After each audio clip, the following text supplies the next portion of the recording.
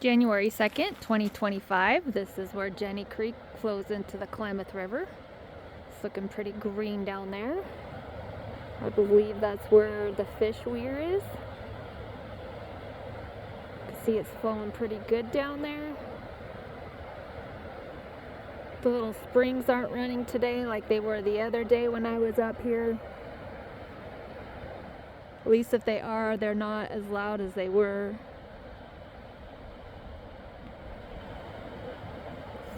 Could be some water right there. I'm gonna pause it for a second, go around these trees.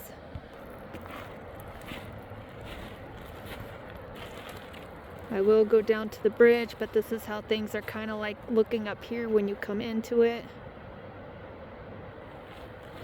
It's not the best view from here looking through the trees.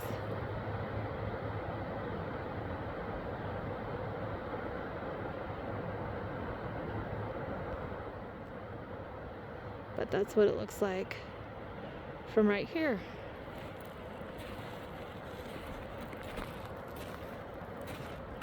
I don't know if I can get down, probably not.